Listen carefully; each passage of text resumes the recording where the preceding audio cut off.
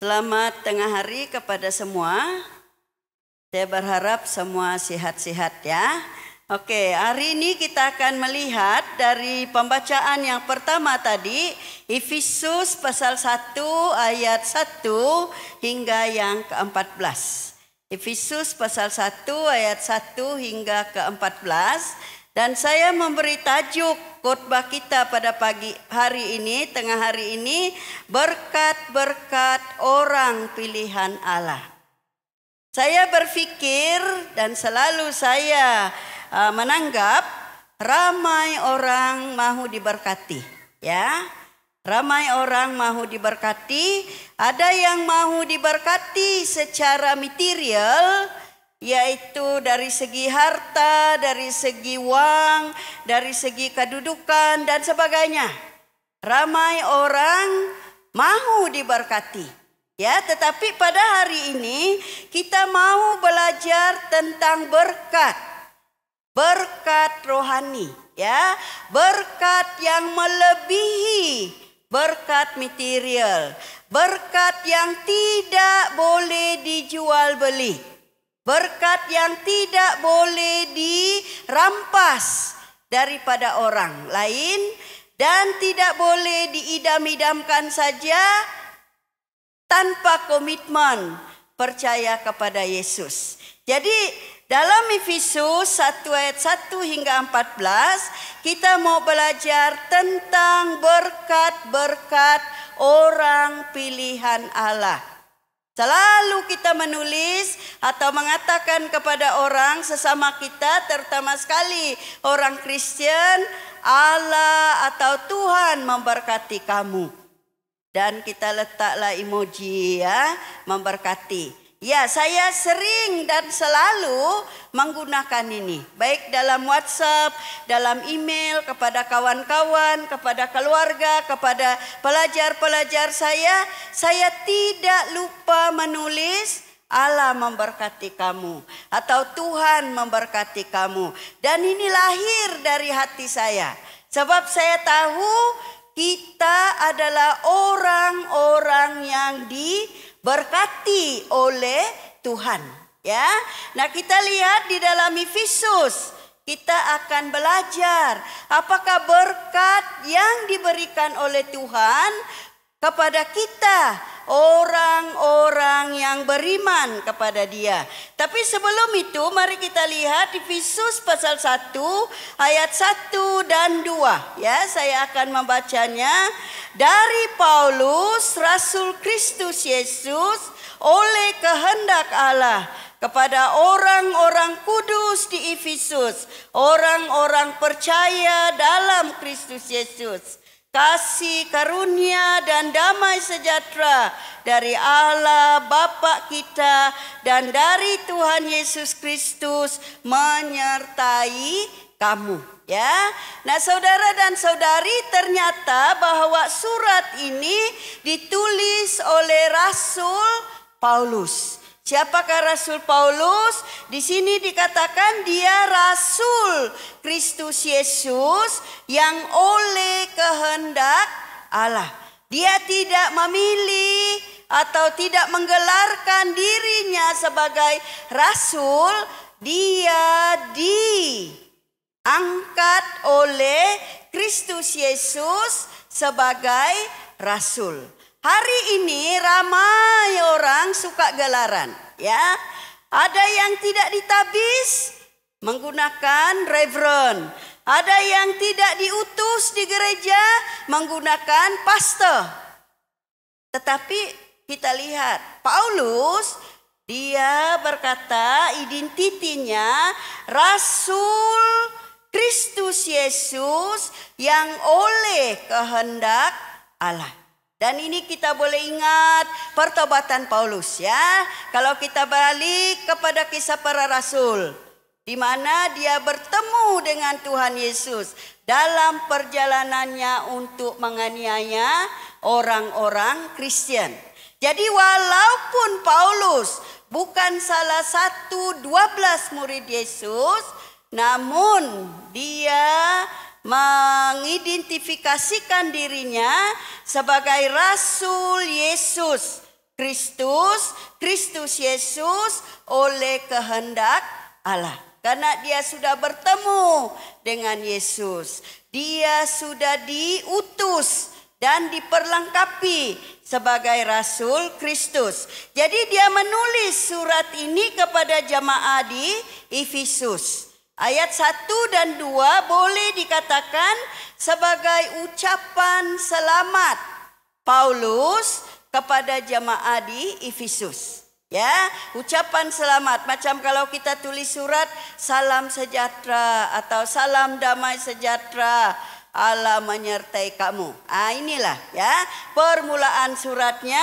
Dia mengucap selamat kepada jemaat di Efesus dan dia mengingatkan mereka. Siapakah mereka? Dia kata ayat kedua, dia kata kasih karunia dan damai sejahtera dari Allah Bapa kita dan dari Tuhan Yesus Kristus menyertai kamu. Dia mengingatkan mereka, identiti mereka. Siapakah mereka? Orang kudus, orang yang sudah menerima kasih karunia dan damai sejahtera Allah Bapa kita dan dari Tuhan Yesus Kristus. Jadi dia memberitahu siapa dia sebagai rasul. Dia menulis surat kepada jemaat di Efesus. Nah saudara dan saudari, dalam khotbah salah satu 7 gereja jemaat di Efesus. Masih ingat lagi? Saya harap masih ingat ya yang hadir khotbah. Kalau tidak boleh menonton video All Saints ya untuk mengingat kembali. Dalam khotbah itu dikatakan Efesus tidak begitu taat kepada Tuhan kan? Mereka diminta bertaubat, berbalik kepada Tuhan. Surat ini ditulis semasa jemaat di Efesus masih lagi membangun di kota Efesus. Di manakah kota Efesus? Kota Efesus terletak di bahagian Asia Timur Barat. Hari ini kita sebut sebagai Turki, ya. Dan kota Efesus pada waktu ini, pada abad yang pertama masa zaman Rasul Paulus adalah kota paling penting di Asia Timur Barat. Karena kota Efesus adalah pusat perdagangan. Jadi kalau pusat perdagangan biasanya ramai orang, populasinya besar. Karena orang berhijrah ke bandar-bandar di mana mereka mendapat kerja. Bandar-bandar ataupun pusat perdagangan. Selain itu kota Efesus juga terkenal sebagai kota yang mendewakan atau mengagung-agungkan Dewi Diana ya atau Artemis. Jadi ada kuil di situ yang dikatakan penjaga kota Efesus. Nah, di dalam abad pertama sampai abad kelima orang-orang Kristen tidak senang seperti kita. Duduk di gereja, ada penghawa dingin. Saya boleh bercakap dengan mikrofon, orang di belakang pun boleh dengar kan? Jamaah pertama dahulu mereka dianiaya untuk berkumpul seperti kita, tidak senang. Mereka berkumpul di rumah-rumah. Ya. Tetapi Paulus dia mendorong, mengingatkan jamaah di Efesus walaupun mereka di tengah-tengah orang yang menyembah dewa-dewi, yang menyembah kultus maharaja, yang dianiaya oleh kerajaan Roma, damai sejahtera dan kasih karunia Allah menyertai kamu. Inilah dorongan yang diberikan oleh Paulus kepada mereka. Jadi jemaat di Efesus, mereka diingatkan tentang berkat-berkat Allah yang sudah dikurniakan kepada mereka. Dan kita boleh melihat di dalam ayat 3 sampai ayat yang ke-14. Saya bahagikan kepada 3 bahagian ya, dan kita akan lihat satu persatu. Ayat 3, kalau kita baca ayat 3, terpujilah Allah dan Bapa Tuhan kita Yesus Kristus, yang dalam Kristus telah mengaruniakan kepada kita segala berkat surgawi di dalam surga. Ayat yang ketiga ini berkat keselamatan. Ya, kalau kita lihat segala berkat, apakah berkat yang paling besar Tuhan berikan kepada kita? Apakah berkat atau karunia ya dalam bahasa Indonesia? Apakah karunia yang paling besar diberikan oleh Allah kepada manusia? Karena begitu besar kasih Allah, dikurniakannya, dianugerahkannya anaknya yang tunggal, Yesus Kristus. Siapa yang percaya beroleh kehidupan yang kekal. Nah, inilah berkat yang paling berharga, yang paling tidak boleh dijual beli, yang dikurniakan atau diberikan oleh Allah kepada kita. Nah, saudara dan saudari, ayat 3 hingga ayat 14, kalau kita lihat dalam teks aslinya, ini merupakan satu doa kesyukuran atas berkat-berkat Allah. Dan kalau dalam teks aslinya, ini satu ayat saja, tidak ada noktanya. Ya, dan Paulus dia mengambil ini dari cara ibadah orang Yahudi. Ya, orang Yahudi apabila mereka beribadah, mereka berdoa untuk berakah. Berakah maksudnya berkat. Jadi inilah doa mereka di mana mereka akan mengatakan Allah yang terpuji, Allah dan Bapa Tuhan kita Yesus Kristus. Dan kalau kita lihat di dalam ayat 3, berkah yang pertama atau berkat yang pertama yang diberikan kepada jemaat di Efesus dan kepada kita semua yang sekarang percaya kepada Yesus ialah berkat keselamatan. Katakan kepada kawan kamu, kita sudah selamat. Siapa yang berasa belum yakin keselamatannya, jumpa Reverend Roji dan Pastor Jensen lepas ini, ya. Boleh juga jumpa saya lah, ya. Kalau tidak yakin akan keselamatan kamu, masih ragu-ragu, tidak pasti, masih keliru, jumpalah.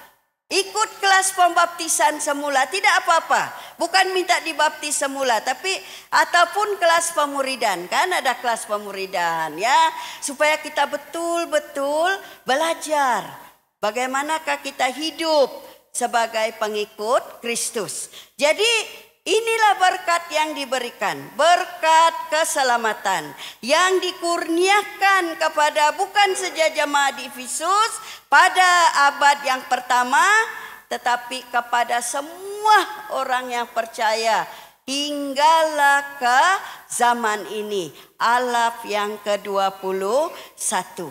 Jadi berkat-berkat rohani di surga atau disebut di sini sebagai segala berkat merujuk kepada penyelamatan Allah kepada orang-orang yang sudah percaya kepada Yesus. Orang-orang yang sudah menerima Yesus sebagai Tuhan dan penyelamatnya. Berkat keselamatan ini hanya dialami melalui dan dalam Kristus.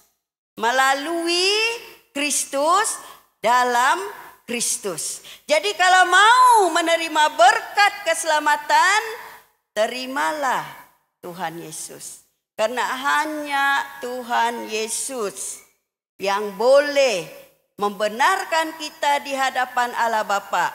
Hanya Tuhan Yesus yang boleh menyelamatkan kita atas kematiannya di atas kayu salib. Saudara dan saudari, Allah lah yang menyelamatkan kita melalui dan dalam Yesus Kristus.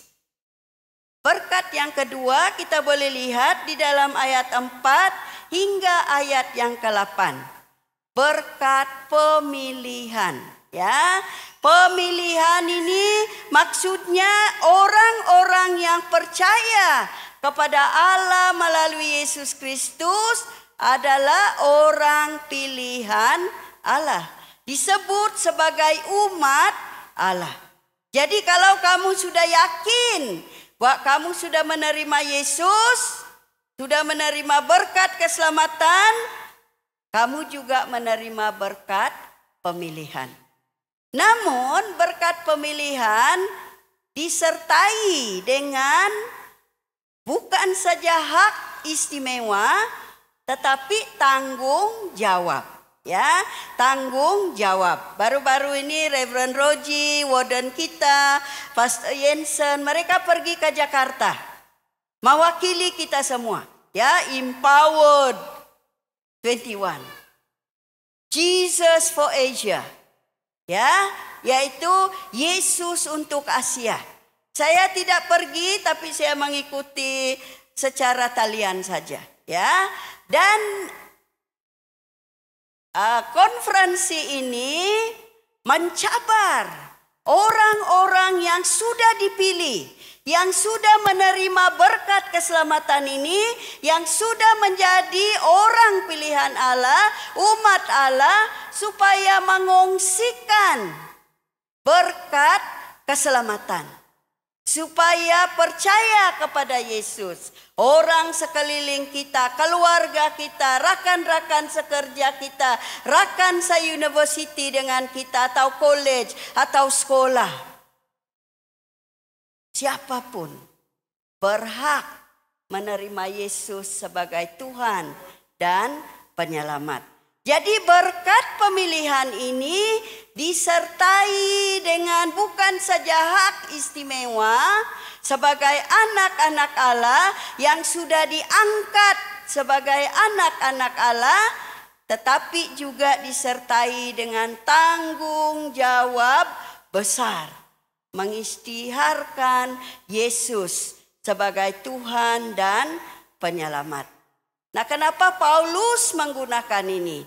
Dia membawa balik kepada perjanjian lama. Ya, kalau kita lihat dalam perjanjian lama, bangsa Israel telah diperhambakan di Mesir. Kemudian mereka dibebaskan. Mereka dipilih sebagai umat Allah.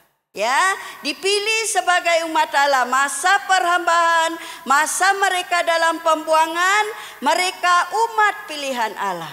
Jadi sebagai umat pilihan Allah, mereka harus menyaksikan ketaatan kepada Allah, mematuhi perintah Allah. Hidup ibadah mereka tertumpu kepada Allah.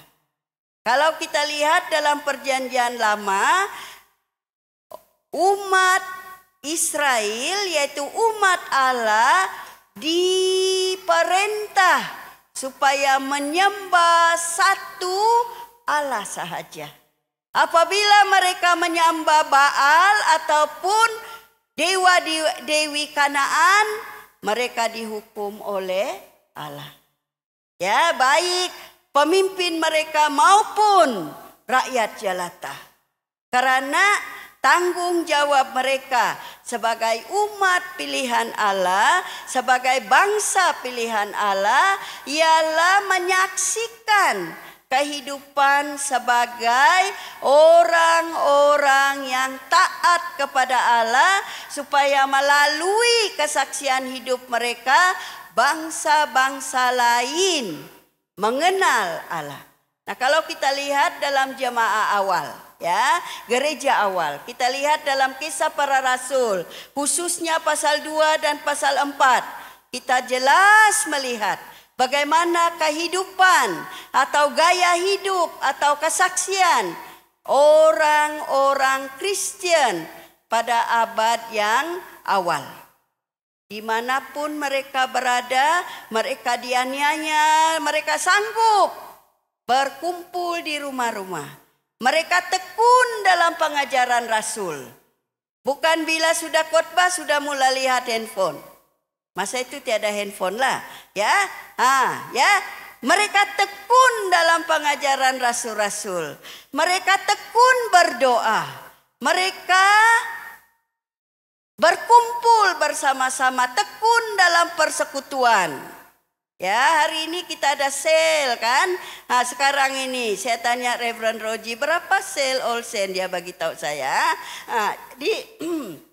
Siapa yang belum menganggotai sale? Tepuk dada tanya selera. Ya, karena melalui sel kita boleh bersekutu. Kita boleh tekun dalam pengajaran firman Tuhan. Kita boleh makan bersama. Makan bersama itu tidak salah. Bukan membazir sebenarnya. Ya, makan bersama maksudnya kita saling menerima. Dalam budaya Yahudi, orang Yahudi tidak makan bersama dengan bangsa lain. Tapi dalam persekutuan mereka sebagai pengikut-pengikut Kristus, mereka makan bersama. Persekutuan di dalam Kristus. Mereka saling menerima. Jadi kalau kita lihat dalam perjanjian baru, orang-orang Kristen bukan saja keluar memberitakan Injil, tetapi mereka menyaksikan kehidupan sebagai pengikut-pengikut Kristus. Dan dikatakan tiap-tiap hari jumlah mereka bertambah. Karena orang melihat betapa baiknya mereka sebagai orang-orang Kristen. Jadi inilah berkat pemilihan. Kita dipilih, kita diangkat sebagai anak-anak Allah, tetapi kita diberi tanggung jawab untuk memberitakan kabar penyelamatan Allah.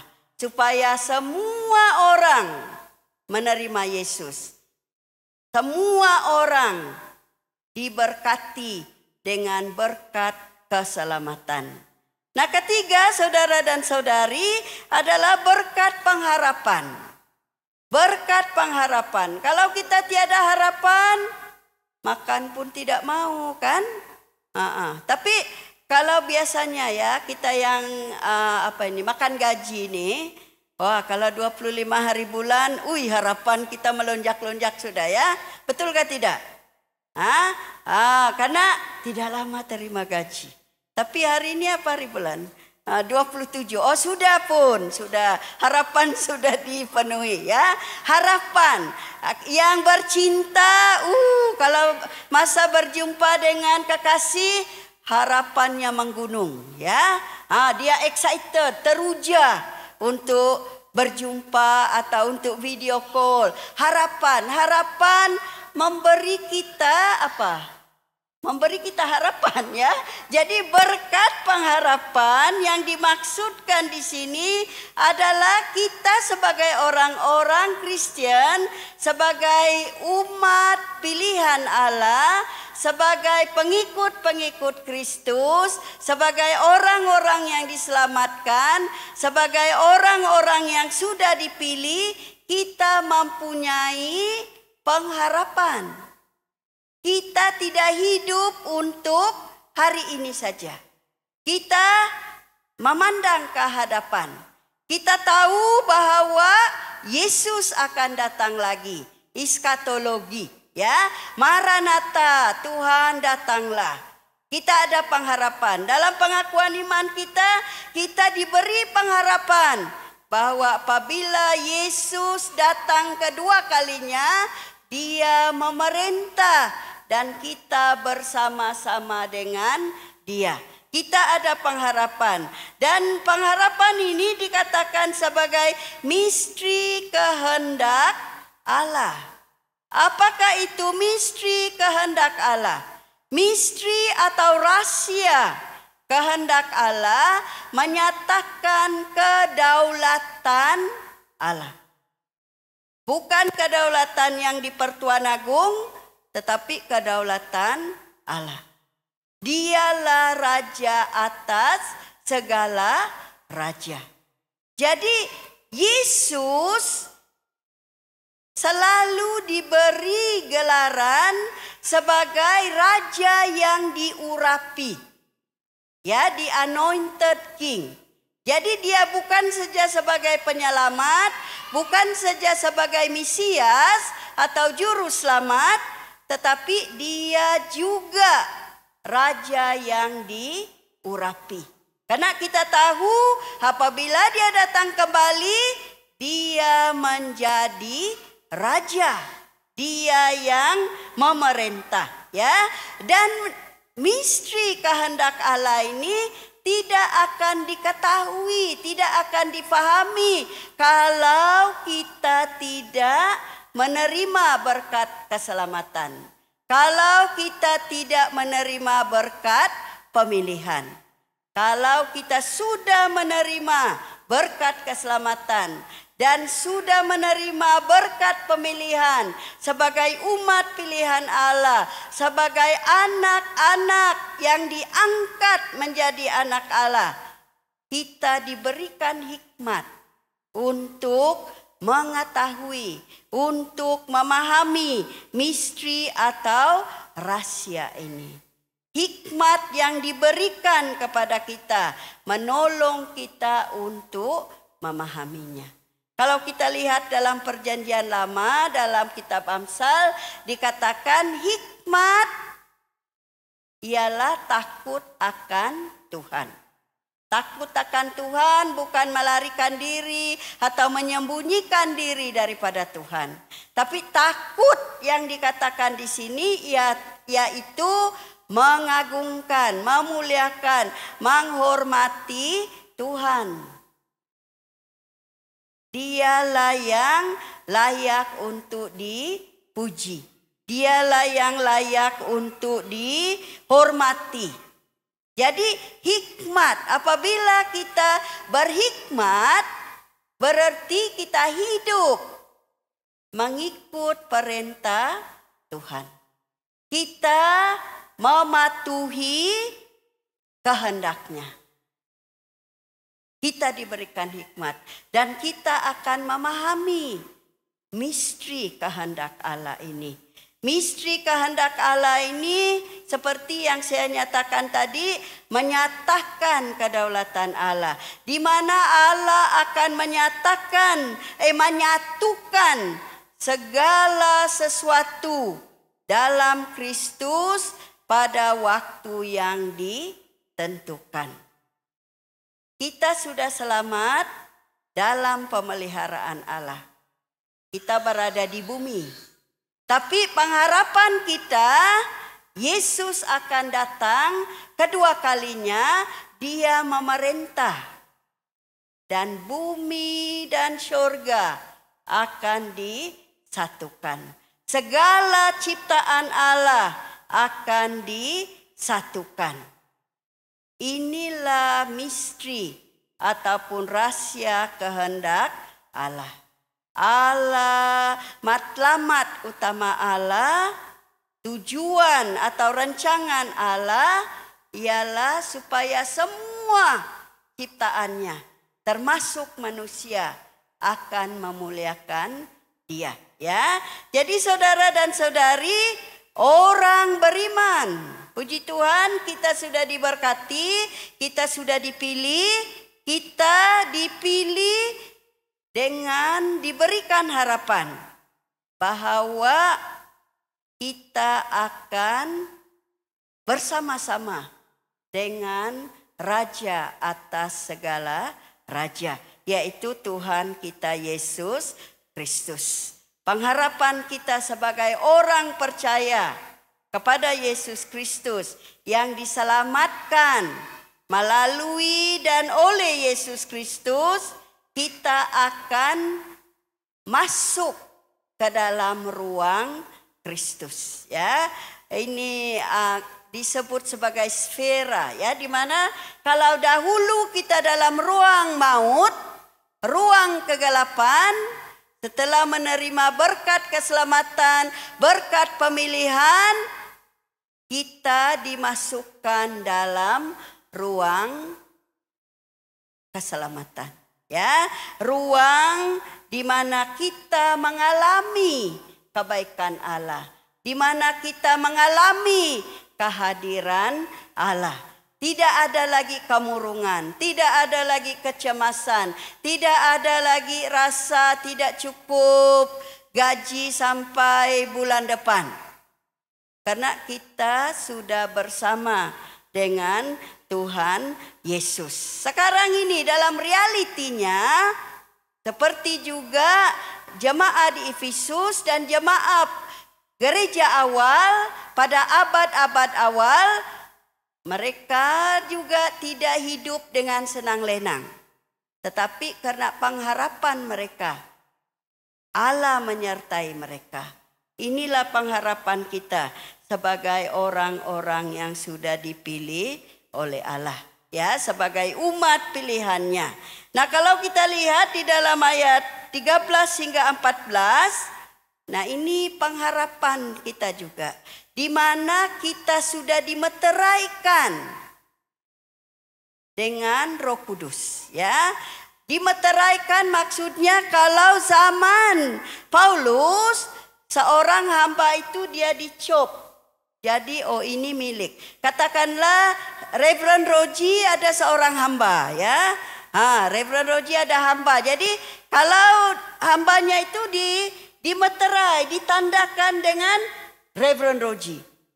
Dia tidak lagi ada nama, tapi dia maksudnya milik Reverend Roji.